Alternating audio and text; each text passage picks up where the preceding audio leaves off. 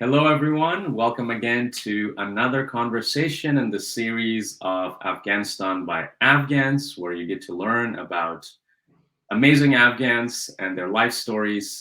Today, I'm very excited because I have with me Ariana John. Ariana is a musician, filmmaker, and activist. Those are her own three tags that she told me to describe her as. She's very multifaceted, so I'm very excited about this conversation. And we get to learn about all her projects, whether it's her film, her music, and her activism lately. So, without a further ado, welcome Ariana John to the show. Hi. Hi. It's there you go. First, the most important one is I know you have your dog in the lap. You must introduce the name of Oh, this yeah, dog. it's Taj. Taj, like Yeah, Taj Mahal. yeah, like Taj Mahal. Well, I got Taj weeks after my mom passed away, and I have a really amazing memory of being at the Taj Mahal with my mom, uh, en route to my first trip to Afghanistan. We went through Delhi, so I wanted to name him something that reminded me of my mom. So his name. That's very sweet. We're starting deep right off the bat. My first question, we're down deep there, but yeah, of course. I want to kind of start with just getting to know you about kind of growing up and your childhood. So I ask the questions from all my guests. It's kind of the journey of from Afghanistan to here. Your parents' journey, of course, in your case. What was that journey from Afghanistan to America?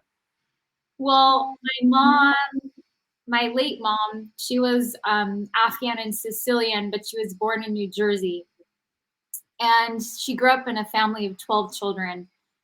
And they really had nothing. Like they were like 12 children in a two-bedroom house, and her father was from Afghanistan, and he was a longshoreman. He was gone a lot, and they really didn't have money, but they had a lot of love, and her mom was Sicilian, like such a rebel. She practically left the guy that she was practically engaged to, who was Sicilian. She like left that to marry my Afghan grandfather. And so my mom always wanted to go to Afghanistan because she was so close to her father. And she was studying at UCLA. And as she was completing or I don't know if she was still at UCLA or finishing at UCLA when she wanted to work for US Aid, and basically told them, like, they would call her and say, do you want to go to this country? Do you want to go to that country? Do you want to go to India? And when they said Kabul, she was like, yes. So she went to Afghanistan to work and to reconnect with her father's roots. And when she got there, she was really, my mom was really funny. Even though she was born here, she was very anti-colonial. So she was very much a revolutionary. Her understanding and the causes she was aligned with, and the movements and the activists, the very well-known activists that were her friends. When she went there, she didn't want to talk to any expats. And so she was just making friends with Afghans, and she wanted to meet the Coochies. Mhm. And The nomads. Yeah. yeah, the nomads. And she didn't speak Pashto, even though her father was Pashtun. Hmm. She spoke Dari because she studied it. And so she needed a translator, and her friend said, look, I know the perfect guy. He's a teller at the bank, and his name is Noor Delawari. And when my dad showed up to see my mom, he thought he was impressing the American. And so he wore like jeans and sunglasses and an ascot scarf, trying to look like a fancy Westerner.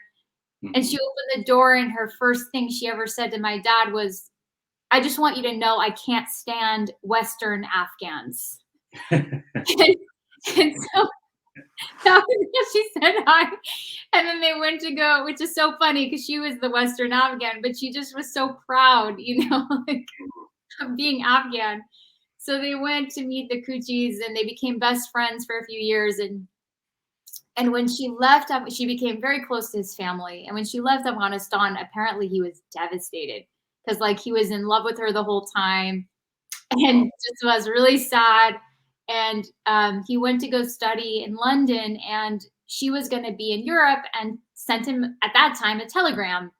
And so he met up with her in Paris, and I guess they were just instantly in love. And Hmm.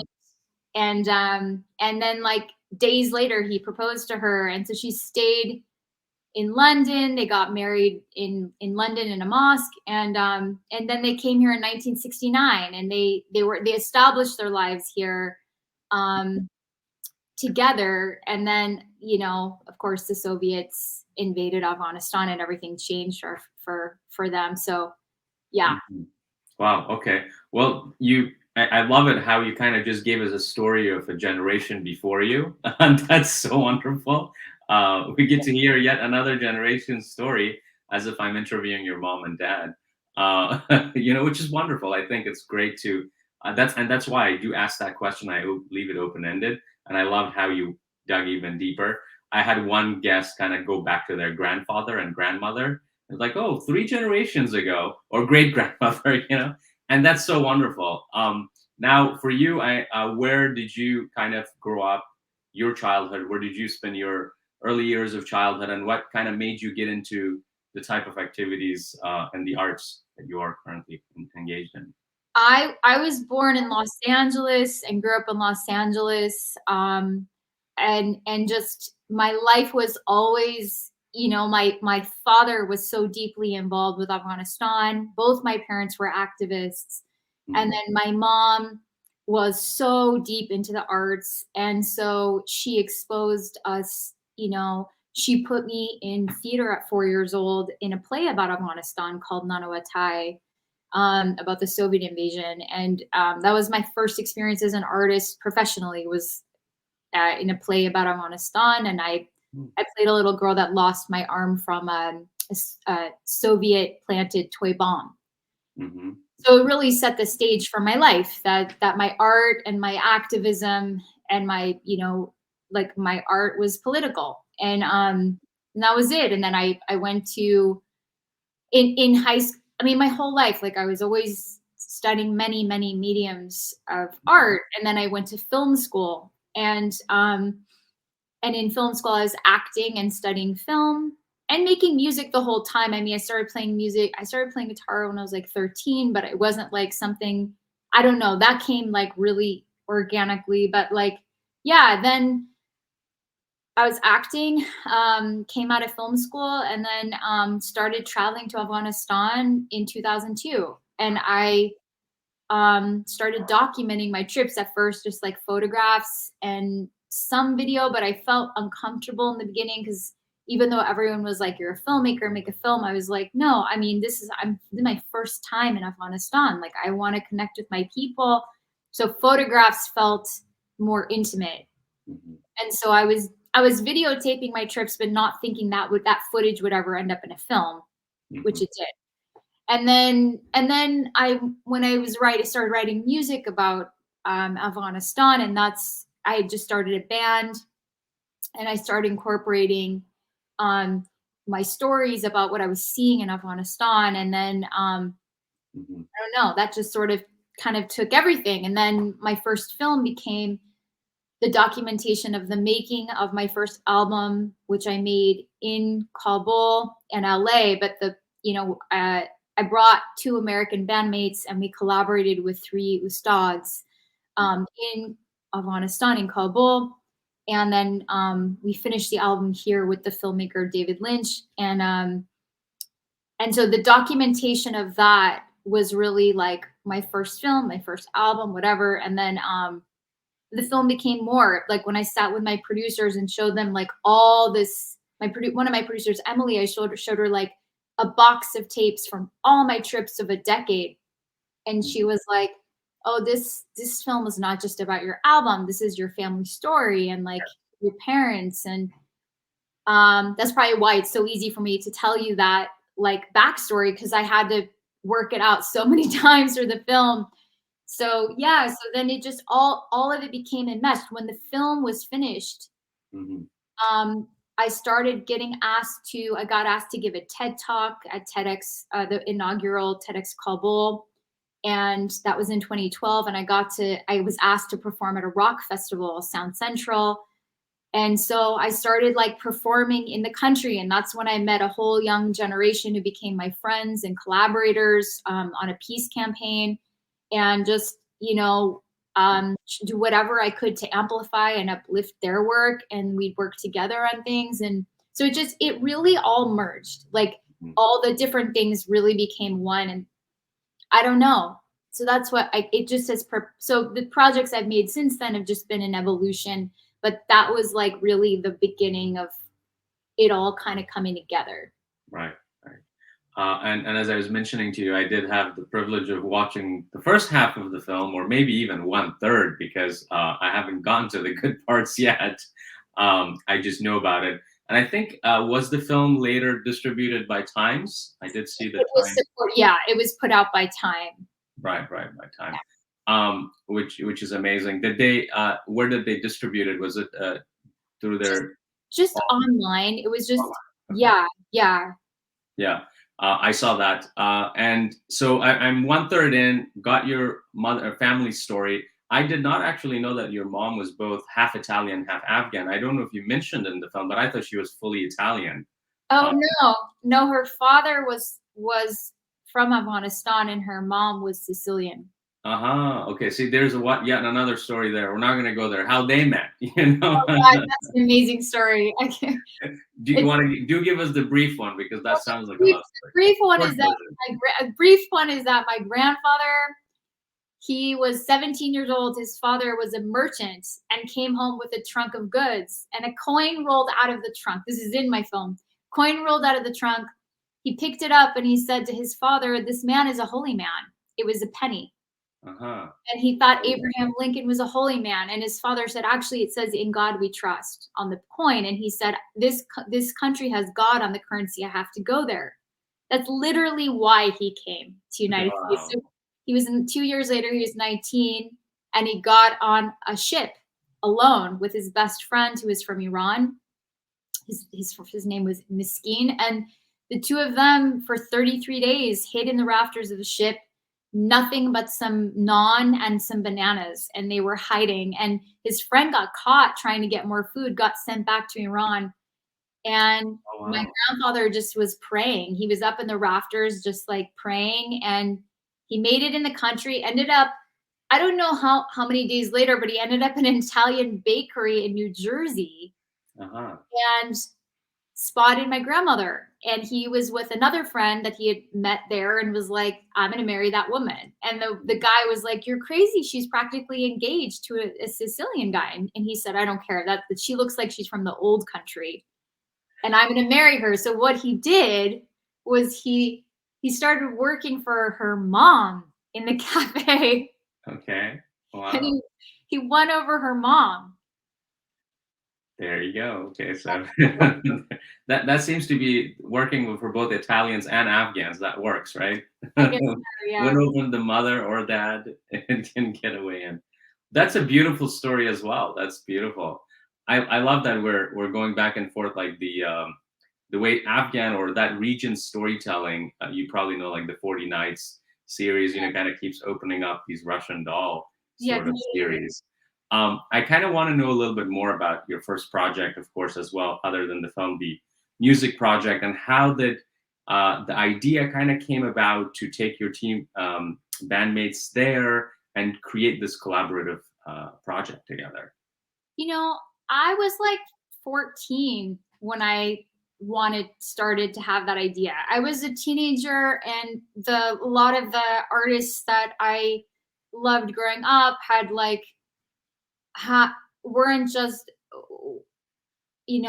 Western sounding. Like maybe they collaborated with, I don't like the term world music. I think it's ridiculous. From whose point of view, right? It's just a ridiculous term. Yeah. Like fusion. How is fusion?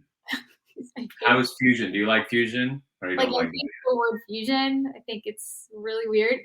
Okay. He's growling.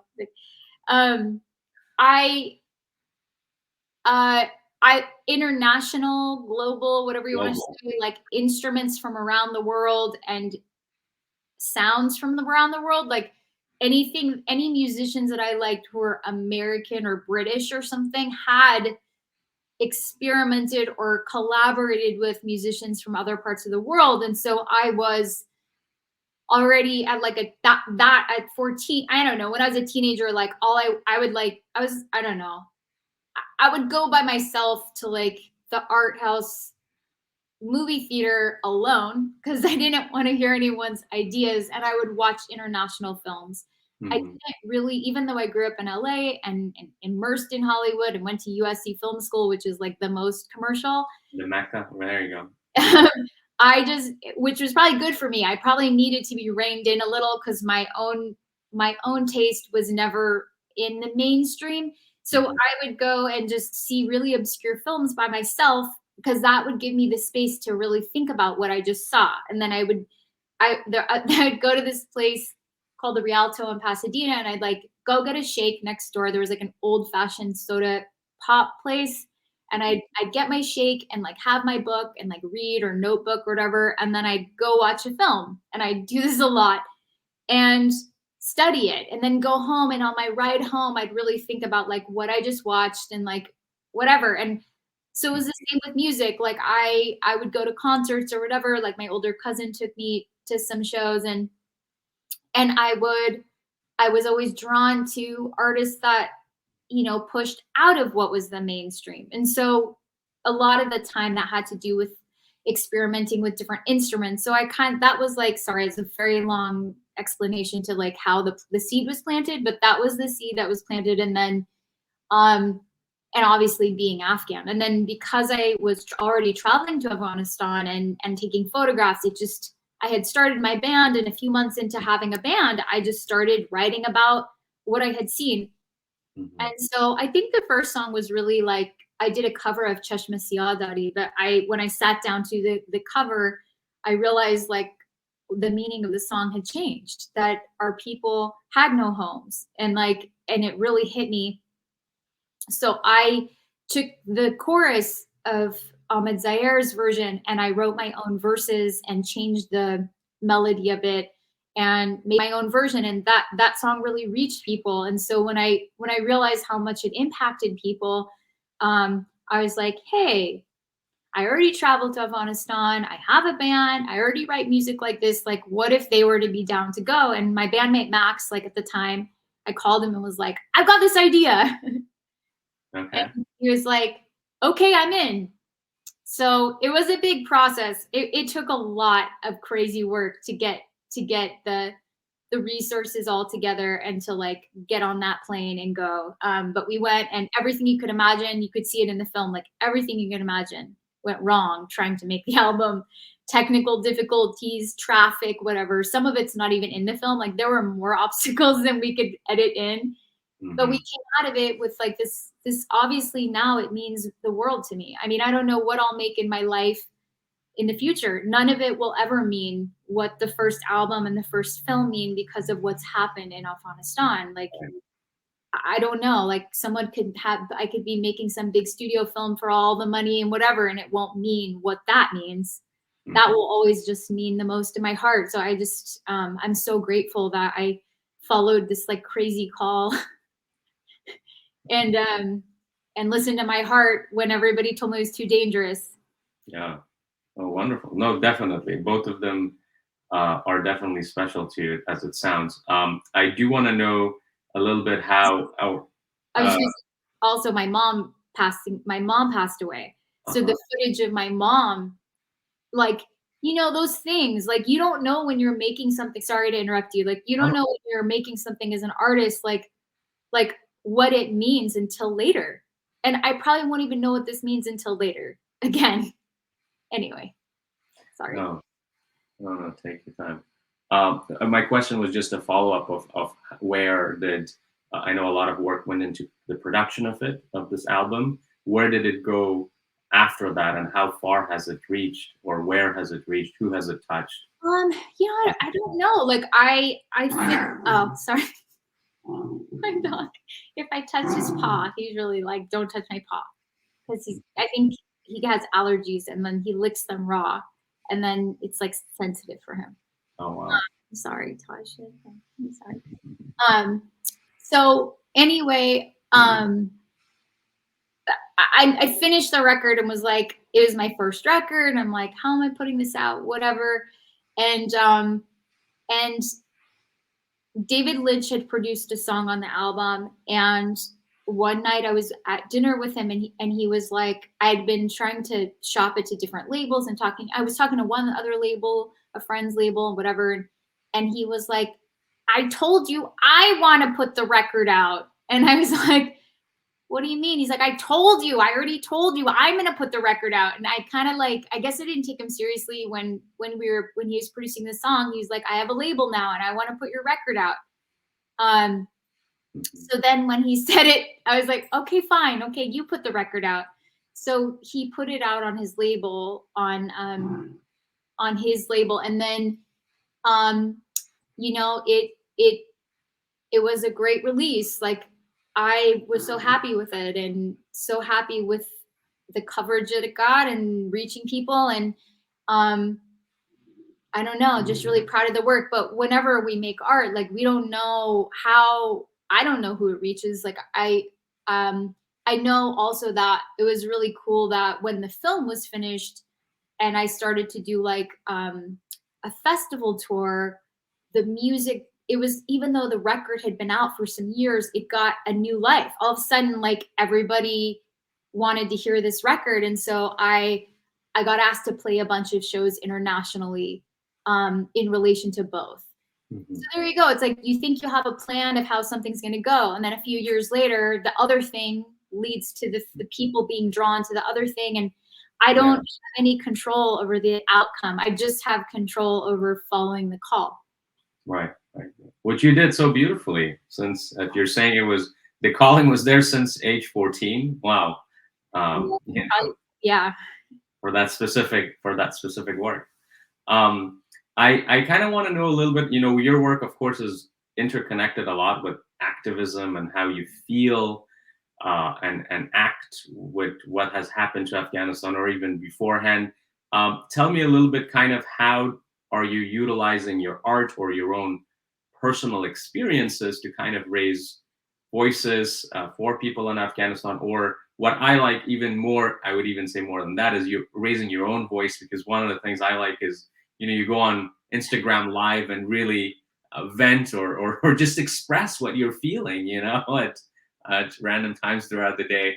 And now that I'm following you, I get a little notification. Ariana's going live. You want to listen to this? Yeah. And, you know, I listen into them, and they're really emotionally touching. You know, you're so vulnerable at those times. I guess my question is like so complicated, becomes so complicated now. But basically, tell us a little bit, however you would like to answer that question about that. I mean, that's really from my mom. I mean, when I was a kid, I mean, my dad was an activist too, but when I was a little kid, like, I was a child. And the thing is, my mom was like so oppressed. You know, they were like the only Muslim family in her town. They got made fun of and beaten up, and like, just for being Muslim. So it was like her childhood was really rough, and they had no money, and she aligned with every marginalized group. So she was like this revolutionary that, like, she was like 15 and ditched school to go meet Fidel Castro and Che Guevara at the UN. I mean, she snuck in and like pretended to be a journalist and like met them and hung out with them. I mean, this is my mom. Like, she was that because she believed in the people, whoever the people were. Like, she just wanted people, because she knew what that felt like to be so oppressed. In fact, my mom's childhood was more intense than my father's in Afghanistan, because she was, you know, so ostracized, being the only Muslim family in their town. And so that's really where it comes from. I was a kid, and my mom was like, anytime anyone is being made fun of or needs help, you're gonna speak up. And I was like, okay. And she's like, I don't care who it is. Like, you're going to speak up. And when you go and you speak up, we're going to back you up. And I was like, okay. And so I would do it. And my principal hated me. I was like 9, and my principal hated me because I would be like, they're making fun of so-and-so. And I'd like walk her up to the office, and he would be like, he called my parents, instead of saying like, thank you, Ariana, like for caring. He was like, his authority got challenged by this little girl. And so he would call my parents and be like, she's a problem child. Why is she standing up? Why is she like coming in with this other kid? And my mom's like, no, she's standing up for a kid who is made fun of or something. Like, what's your problem? So it started then. And so I'm practiced at it. I'm very practiced at it, but I've been purposely using my Insta Live in this way and purposely showing my vulnerability in this way, because I feel that the international world and the media probably just wants this to go away quietly. They just want it to be, oh, now everything, we're doing evacuations, whatever, we're accepting, and we know the truth of how horrible the betrayal was, and we know the truth of how our people have been treated, and we know the truth of how refugees are treated, and we know all the layers of what's happening. And so I would rather just honestly just like meditate and make art and drink chai and garden. You know what I mean? Like, that's like where I'm happy. But I know that I have this ability with my voice. So I'm like, well, it's not okay for this to just be swept under the rug like it didn't happen. Whoever's following me should hear from like my heart, and from any of us Afghans, out there. Like, we should express what's happening and what's been happening to our people, so that they don't just silence us. And it may not even be consciously silencing us, but it's such an old archaic systems plural, that make it seem like it's okay for our people to be treated like third world, second rate citizens. I mean, worse. Whatever that mentality is, it's ingrained in everything from the education system. I remember being a little kid and like everything was America's the best, and that's just not true. I mean, everybody's equal. Why is one? Nobody's the best. Everybody's the best, and like, why are we raised to think that this is this Western centric idea of the planet? It's not healthy for anyone. It's not healthy for Americans. It's not healthy for anyone anywhere. And so I think when we share our truth right now in this moment, it's because we have to make sure that they don't erase us from history and erase the nuances of this moment. It's not just for us. Everybody heals, like if everybody learns from this moment, everybody benefits. Everyone, even if they don't realize it and they feel offended or something, some part of them in the consciousness and the depth of their heart, something in there knows that, oh, if you express your truth, I can express my truth. If you're free, I'm free. If you feel happy, I feel happy. If your dreams come true, my dream comes true. And it's deep inside every one of us that we know that, like, that's really the truth of. Oh gosh, this is why I put him on my lap. Okay, Hold on. come back. No worries. While Ariana comes back, if you haven't checked out some of the other conversations, we basically bring on different Afghans, and I really have kind of informal heart-to-heart conversations with them. So definitely check those out. We're back. I was trying to buy us time, because the silence, they may turn it off, So now that you have your dog back, Taj Mahal is in your lap. The whole of Taj Mahal. Yeah, please continue. You were kind of expressing. I think you might have finished your thought on that one. I do want to ask a follow-up thought, and that is you kind of brought up this point about learning, where I heard it somehow. I kind of wanted to know this experience of August is so impersonal for all Afghans. What has kind of been, and you're somebody that I feel is deeply meditative and reflective. What have you come out of it as an human being, as an Afghan, as someone who's gone through this experience? What are some learnings about whether it's personal or kind of collective as a community or as humanity, as that's kind of seems to be in your radar of experiences that we can walk away from, with? You know, I felt so angry because spending a lot of time on the ground and seeing that it's very layered. It's like on the one hand you could look at it like US went in, invaded, occupied, and that's true. The US went in, interfered, this sort of intervention policy has created so much chaos, right? But then once they were there, like the initial what I saw on the ground was the initial response of Afghans was very trusting. It was like, we're free from the Taliban, you're here, you're our friends, you're going to help us because that's our people, right? Like, you're my friend, you're here, I'm going to welcome you. And so the relationships that were formed, I saw like the Afghan side of it was so welcoming. And then, of course, there were drone strikes that killed a lot of civilians. And the real betrayal that I heard on the ground from Afghans was when Bush invaded Iraq and pulled a bunch of troops out at a moment that was really crucial. And what happened is it destabilized Afghanistan at a moment that it wasn't ready. And the Taliban had a resurgence. And that's when the first suicide attacks started. So like the very first suicide attack in Afghanistan was in 2006. The first in the history. And they learned it from other countries. And so it's like, then we saw those attacks. It was so interesting. This is so layered because on the one hand, it's like, all right, get out. We don't need you here. On the other hand, it's, wait a minute.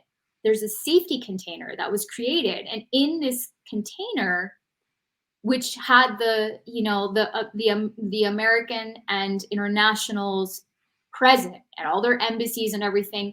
The understanding was, we're here, you're safe, you guys do your thing, make a democracy, like you guys can make art again, you're back in school, the women are working, everybody's safe.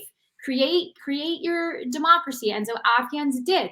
They worked double time. It's phenomenal in 20 years what they did with the country.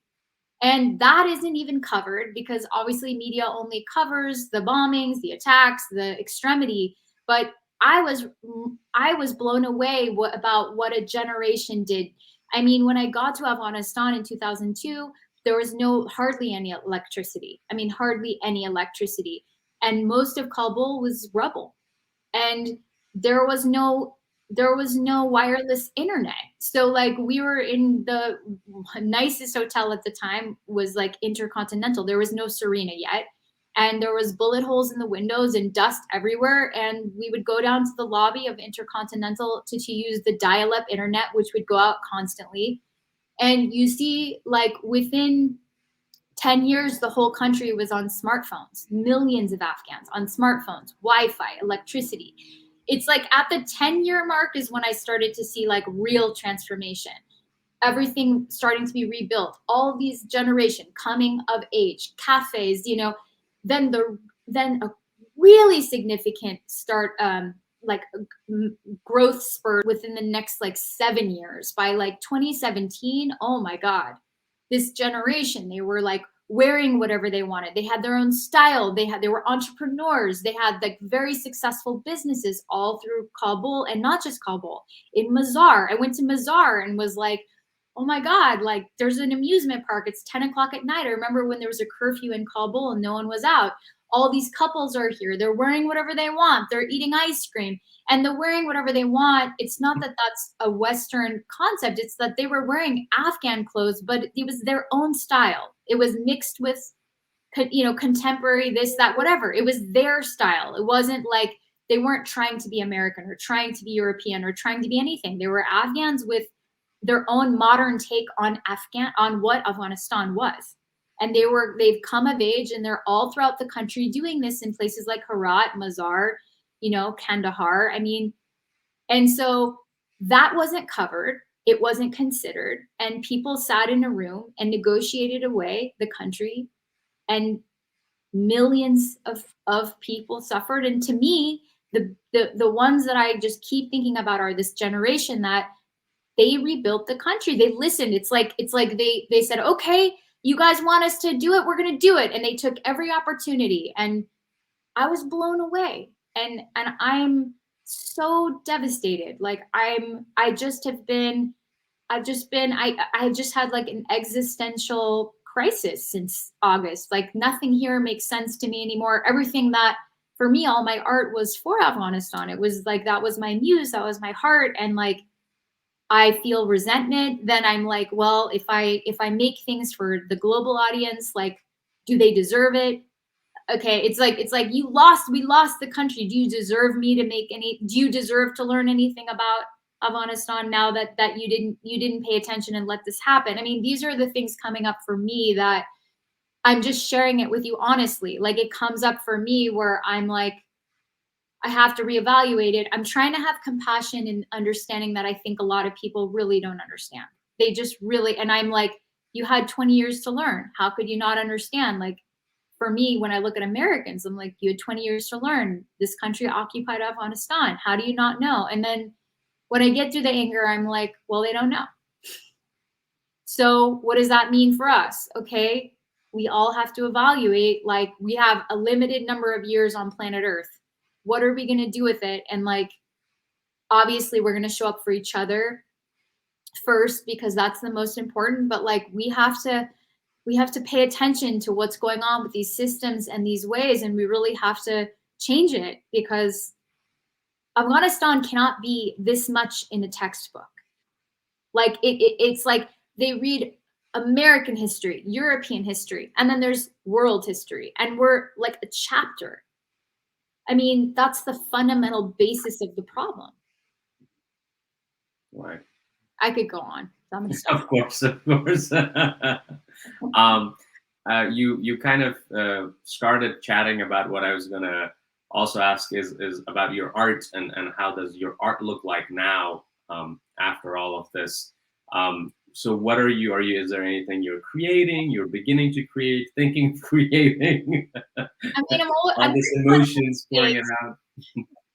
I'm working on a bunch of things. I'm not going to talk about what I'm working on. I try not to until it's like time to put it out. Okay. Yeah. Because the energy, like I try to keep the energy in it. I also like when I was growing up making art, like I was such a recluse in a way. When I would be working on projects, I would just be by myself, just spending hours and hours working on things and not really talking about it. And lately I'm having, and I'm not saying this as any kind of judgment at all to anyone, just personally, I feel a pressure that I'm supposed to like perform online that I don't feel it with activism. With activism, like I've got it down. I just use this thing. This thing's a tool. I get on here, share whatever I need to share. I don't care. But with art, I want to be authentic online. And I think about it all the time because I feel like what starts to happen is it's this like show. I don't want to put on a show about the show. I just want to make the thing and just like share it, move on. That's beautifully said. That is beautifully said. And that's being independent. I do have to publicize, I know, but still. Of course. Well, when you have your next project ready to go and you want to talk about it, you always have this platform of and a few audiences here on my end of the world. And with that, I think this was a beautiful conversation. I really enjoyed speaking with you, Ariana John, face to face, as I get to also experience your, your art and your work online as well. I thank you very much for being on the show once again, and for Taj for being so quiet this whole time, only barking once. Come on, As a dog has got to do what it's got to do, So he heard you. He's like, I'm out of here. I'm out of here. So thank you very much for being on the show, and we'll see you around. Thank you, audiences, for listening in. And if you, in the bottom in the description, you can find links to all of Ariana's work. Please check them out. Enjoy the film, listen to her music, and just enjoy her personality and her artwork. Thank you. Thank you so much. Bye. Bye.